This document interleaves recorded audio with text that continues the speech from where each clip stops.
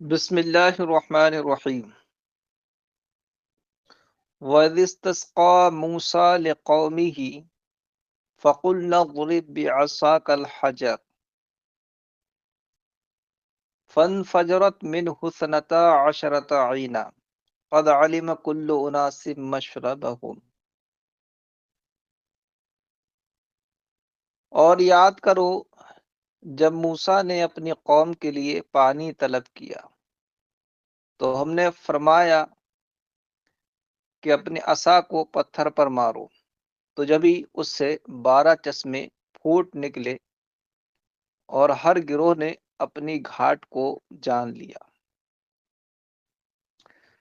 بنی اسرائیل جب میدان تیہ میں تھے اور ان کو پانی کی حاجت ہوئی تو حضرت موسیٰ علیہ نبینا علیہ الصلاۃ والتسلیم نے اپنے رب کی بارگاہ میں پانی کا سوال کیا تو اللہ پاک نے فرمایا کہ اے موسیٰ تمہارے ہاتھ میں جو عصا ہے اسے پتھر پر مارو۔ جب پتھر پر عصا مارا گیا تو اس سے 12 چشمے پھوٹ نکلے۔ 12 کیوں نکلے؟ اس لیے کہ بنی اسرائیل کے جو لوگ تیہ میں موجود تھے ان میں 12 قبیلے تھے، 12 خاندان تھے، تو اللہ نے ہر قبیلے اور خاندان کے لیے ایک الگ چشمے کو ظاہر فرمایا تاکہ ہر ایک اپنے اپنے چشمے سے سیرابی حاصل کرے، ایک دوسرے کے چشمے پر وہ انہیں نہ جانا ہو۔ اور اللہ رب العزت نے ان سے فرمایا کہ اللہ کا جو دیا ہوا رزق ہے اسے کھاؤ اور پیو اور زمین میں فساد نہ مچاؤ۔ تو یہ اللہ رب العزت کا ان پر بڑا احسان اور بڑا انعام، بڑی نعمت تھی۔ فرمایا وَاذْكُرْ إِذِ اسْتَسْقَىٰ مُوسَىٰ اے طلب السقیا لقومه وقد عطشوا فی التیہ، اور یاد کرو جب موسیٰ نے سیرابی مانگی، یعنی سیرابی کو طلب کیا اپنی قوم کے لیے، قد عطشوا جو پیاسے ہوئے، فی التیہ میدان تی میں، فقلنا اضرب بعصاک الحجر تو ہم نے فرمایا کہ اپنے عصا کو پتھر پر مارو۔ یہ کون سا پتھر تھا؟ یہ وہی پتھر تھا جو حضرت موسیٰ علیہ نبینا علیہ السلام کے کپڑے لے کر چلا گیا تھا۔ کب؟ اس کا واقعہ یہ ہے کہ قوم بنی اسرائیل نے حضرت موسیٰ علیہ السلام کو بہت ساری اذیتیں دیں۔ انہی اذیتوں میں سے ایک اذیت یہ تھی کہ یہ لوگ آپس میں یہ افواہ پھیلاتے تھے، اڑاتے تھے کہ حضرت موسیٰ علیہ السلام کے اعضاء مخصوصہ میں کچھ کمی ہے۔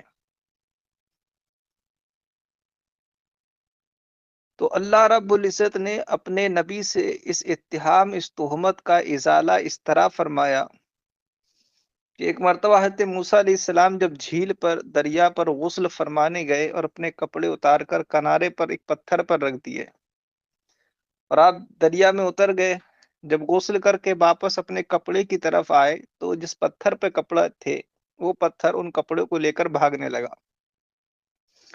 حضرت موسیٰ علیہ السلام بے ستر ہیں، آپ اس پتھر کا پیچھا کر رہے ہیں کہ اس سے کپڑے لے لوں، وہ بھاگتا گیا، آپ اس کے پیچھے جاتے رہے یہاں تک کہ وہ بستی میں گھس گیا اور آپ بھی اس کے پیچھے بستی میں چلے گئے۔ تو اس وقت لوگوں نے آپ کو دیکھا اس حالت میں، تو وہ جو اتہام کرتے تھے ان کے منہ پر خاک پڑ گئی۔ کہتے موسیٰ علیہ السلام کے بدن کا کوئی بھی حصہ کوئی عیب زدہ نہیں تھا، بلکہ ان کے تمام حصے بے عیب تھے۔ تو اس اتہام کا ازالہ اس طرح ہوا۔ اب رہا یہ کہ حضرت موسیٰ علیہ السلام جوانی کا عالم ہے اور اس طریقے سے کسی جوان کا برہنہ قوم کے سامنے آ جانا یہ تو کس درجے کا عمل ہے؟ تو اس کا جواب یہ ہے کہ اس وقت تک یہ چیزیں اتنی معیوب نہیں تھی۔ جیسے جیسے انسان کے پاس اسباب ہوتے گئے ویسے ویسے چیزیں معیوب ہوتی گئیں۔ پہلے عام طور پر 4-5 سال کے بچے بھی ایسے گھوم لیتے تھے محلے میں اور اس کو عیب نہیں سمجھا جاتا تھا، لیکن آج 1-2 سال کا بچہ بھی آپ کو باہر ایسے برہنہ نہیں ملے گا، اب عیب سمجھا جاتا ہے۔ تو اس وقت یہ کوئی عیب کی بات نہیں تھی، تو اللہ پاک نے اس کے ذریعے اپنے نبی سے اتہام کو زائل فرما دیا۔ تو جو پتھر کپڑے لے کر چلا گیا تھا، اس پتھر کو حضرت موسیٰ علیہ السلام نے اپنے پاس رکھ لیا تھا، اور یہ وہی پتھر تھا جس پر آپ نے عصا مارا تو 12 چشمے نکلے۔ فَقُلْنَا اضْرِب بِعَصَاكَ الْحَجَرَ، تو ہم نے فرمایا کہ اپنا عصا پتھر پر مار۔ وَهُوَ الَّذِي فَرَّ بِثَوْبِهِ، اور یہ وہی پتھر تھا جو آپ کے کپڑے لے کر فرار ہو گیا تھا۔ خفیف مربع، چوکور تھا، ہلکا سا تھا، کراس رجلن، آدمی کے سر کی طرح۔ رخامن او قذان، یہ سفید رنگ کا تھا، او قذان یا سیاہ رنگ کا۔ فَضَرَبَهُ، جب یہ حکم ملا تو حضرت موسیٰ علیہ السلام نے اس پتھر پر عصا مارا۔ فَانْفَجَرَتْ، انشقت وسالت من حسنتا عشرت عینا، تو جب ہی وہ پھٹ گیا پتھر اور بہ نکلے اس سے 12 چشمے، بعدد الاسوات، قبیلوں کی تعداد کے برابر۔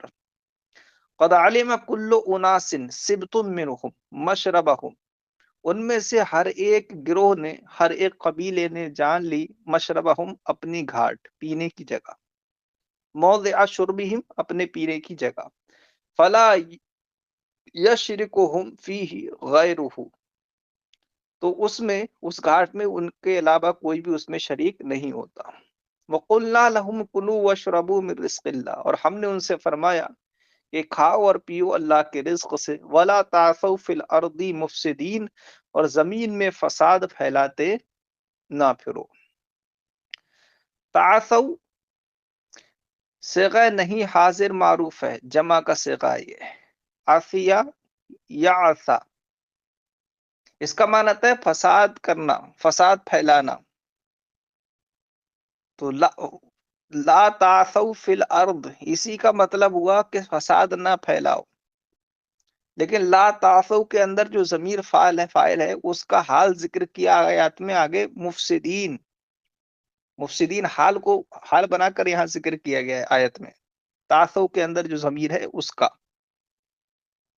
تو اب جو تعثوا کا معنی، لا تعثوا کا معنی فساد سے منع کرنا، جب اسی سے سمجھ میں آ رہا تھا تو مفسدین حال کی کیا ضرورت تھی، فساد کا معنی تو وہیں سے نکل آیا۔ تو اس کا جواب یہ ہے کہ مفسدین یہاں حال مؤکد ہے، اگرچہ فساد کا معنی لا تعصب سے سمجھ میں آ رہا تھا کہ فساد نہیں کرنا ہے، لیکن اس کی تاکید مزید اور اسے مؤکد کرنے کے لیے مفسدین بھی ذکر کیا، یعنی بالکل بھی زمین میں فساد مت بچاؤ۔ وَلَا تَعْثَوْا فِي الْأَرْضِ مُفْسِدِينَ، اور زمین میں فساد پھیلاتے نہ پھرو۔ حال مؤکدۃ لعاملھا، مفسدین یہ اپنے عامل لا تعثوا کا حال مؤکد ہے۔ لا تعثوا یہ ماخوذ ہے من عصیہ بکسر المثنى، عصیہ سے جو ساکن کسرے کے ساتھ ہے، افسدہ، افسدہ کے معنی میں ہے۔ وَإِذْ قُلْتُمْ يَا مُوسَىٰ لَن نَّصْبِرَ عَلَىٰ طَعَامٍ وَاحِدٍ، پیچھے آیت کریمہ کی تفسیر میں آپ نے پڑھا کہ جب بنی اسرائیل کو تیہ میں کھانے کی ضرورت ہوئی تو اللہ پاک نے ان کے لیے من اور سلوہ کا انتظام فرمایا، جو روزانہ تازہ ان کے لیے آتا تھا۔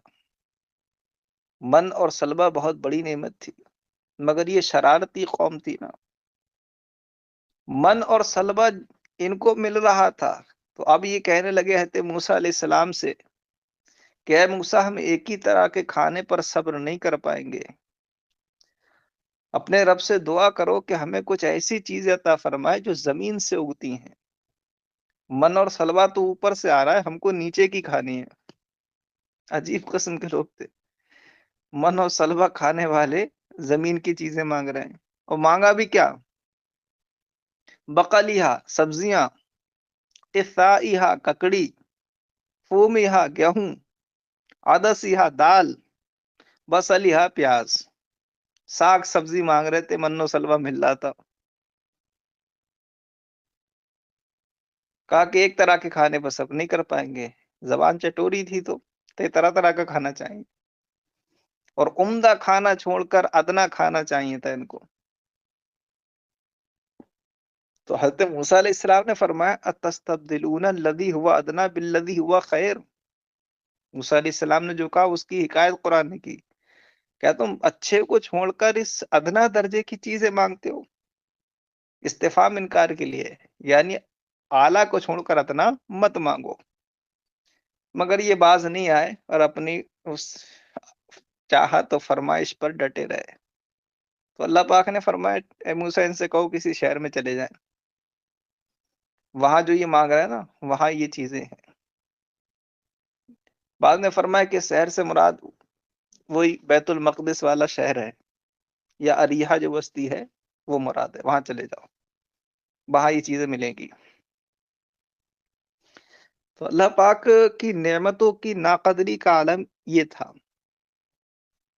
بنو سلبہ آتا تو کہا جمع مت کرو، جمع کیا اسے خراب کیا، پھر اس اعلیٰ درجے کے کھانے کو چھوڑ کر گھٹیا درجے کا کھانا مانگنے لگے۔ گھٹیا میں اس لیے کہہ رہا ہوں اس اعلیٰ کے بالمقابل، ورنہ کھانا کوئی گھٹیا نہیں ہوتا ہے، ادنا درجے کا کھانا مانگنے لگے۔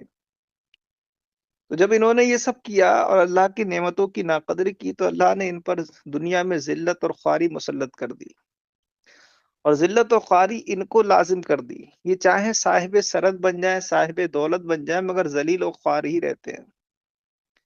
دنیا ان کو ذلیل و خوار ہی سمجھتی ہے، جیسے کہ آج بھی یہود اگرچہ پاورفل ہیں، طاقتور ہیں، مگر ان کی حرکتیں ایسی ہیں، ان کے کرتوت ایسے ہیں کہ آج بھی لوگ ان کو ذلیل کرتے ہیں، آج بھی ان کو رسوا کرتے ہیں۔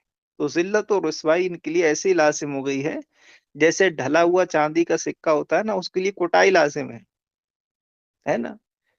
چاندی کا سکہ تبھی بنے گا جب آپ چاندی کو کوٹ کر اسے سکے کے شیپ میں ڈھالیں گے، تو جیسے اس کے لیے کوٹائی لازم ہے، ایسے ہی ان کے لیے ذلت اور خواری لازم ہے۔ یہ کسی بھی حال میں رہیں مگر ذلیل و خواری رہیں گے۔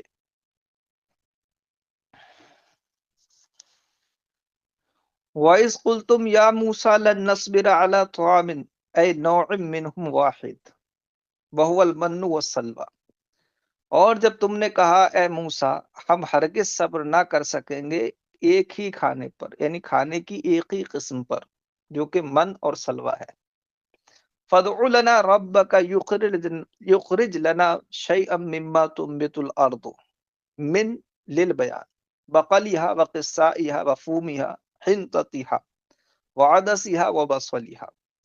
تو آپ دعا کریں ہمارے لیے اپنے رب سے۔ دیکھ رہے ہیں شرارت کا عالم، فَادْعُ لَنَا رَبَّكَ، یہ نہیں کہتے فَادْعُ لَنَا رَبَّنَا، نہ، ربک، اے موسیٰ ہمارے لیے دعا کرو اپنے رب سے۔ اللہ اکبر، ہمارے لیے دعا اپنے رب سے کرو، یہ نہیں کہہ رہے کہ ہمارے لیے دعا ہمارے رب سے کر دیجئے،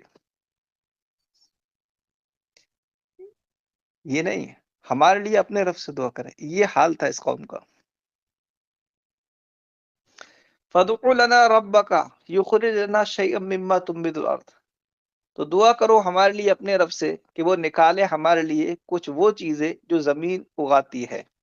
کیا؟ من بیان کے لیے، بقلیہا سبزیاں، وقصائیہا اور ککڑی، وفومیہا اہنتتیا اور گیہوں، وعدسیہا دالیں، وبصلی اور پیاز۔ قال لهم موسیٰ، حضرت موسیٰ نے ان سے فرمایا اتستبدلون الذی هو ادنی اخس بالذی هو خیر اشرف، کہ تم بدلے میں لیتے ہو اس کے، تم بدلے میں لیتے ہو وہ چیز جو ادنا ہے اس کے بدلے میں جو کہ خیر ہے، یعنی شرف بالی ہے، اس کے بدلے میں لیتے ہو۔ اے تاخذونہ بدلہ، یعنی تم اس کو اس کے بدلے میں لیتے ہو۔ والحمزۃ الانکار، اتستبدلون میں حمزہ انکار کے لیے، مطلب یہ ہے کہ مت لو۔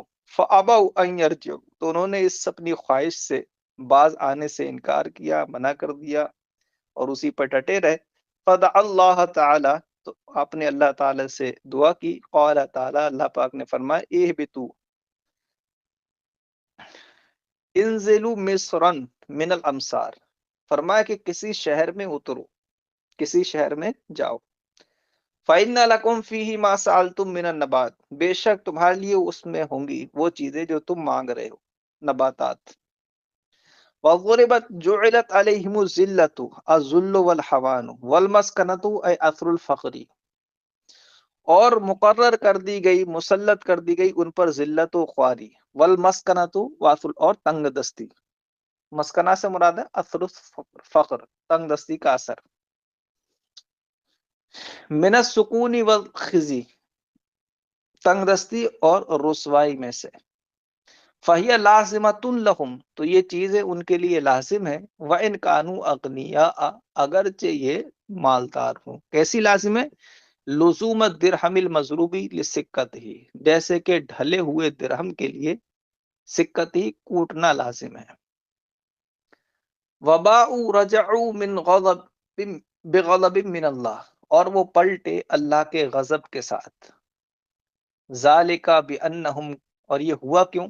ذالکہ سے اشارہ ہے الزر والغضب، جو پیچھے ذکر کیا نا، ان پر مسلط کر دی گیا اور وہ اللہ کے غضب کے ساتھ پلٹے، ذالکہ اے الغضب، ضرب والغضب، اور یہ مقرر کرنا اور غضب یہ اس وجہ سے ہے، بانہم اے بسبب انہم، یہ اس سبب سے ہے کہ انہوں نے کانو یکفرون بآیت اللہ، کہ وہ اللہ کی آیتوں کے ساتھ کفر کرتے تھے، وَيَقْتُلُونَ النَّبِيِّينَ بِغَيْرِ الْحَقِّ، اور انبیاء کو ناحق شہید کرتے تھے۔ بنی اسرائیل کے عظیم ترین جرائم میں سے تھا انبیاء علیہ السلام کو شہید کرنا۔ انہوں نے حضرت زکریا علیہ السلام کو بھی شہید کیا اور حضرت یحییٰ علیہ السلام کو بھی شہید کیا، اور یہ حضرت عیسیٰ علیہ السلام کو بھی شہید کرنا چاہتے تھے، کہ ان کا مکر اللہ پاک نے کامیاب نہ ہونے دیا اور حضرت عیسیٰ علیہ السلام کو اپنی طرف اٹھا لیا۔ تو سرکار صلی اللہ تعالیٰ علیہ وسلم کے زمانے کے جو یہودی تھے، ان کے آباء و اجداد کے کرتوت یہ تھے جن کو قرآن نے بیان کیا، کہ یہودیوں پر، عیسائیوں پر ذلت و خواری مسلط ہے، وہ اس وجہ سے کہ اللہ کی آیتوں کے ساتھ کفر کیا انہوں نے، اور انبیاء علیہ السلام کو ناحق شہید کیا۔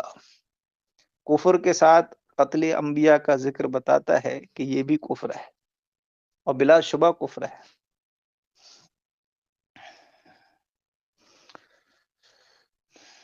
وَيَقْتُلُونَ النَّبِيِّينَ زکریا و یحییٰ بغیر الحق، اور نبیوں کو قتل کرتے تھے، جیسے کہتے زکریا اور یحییٰ علیہ السلام، بغیر حق، ناحق، اے ظلمن یعنی ظلمن، ذالک بما عصوا وکانوا یعتدون، یہ بدلہ تھا ان کی نافرمانی اور ان کی سرکشی کا، یعتدون یتجاوزون الحد فی المعاصی، گناہ میں حد سے تجاوز کرنے کا۔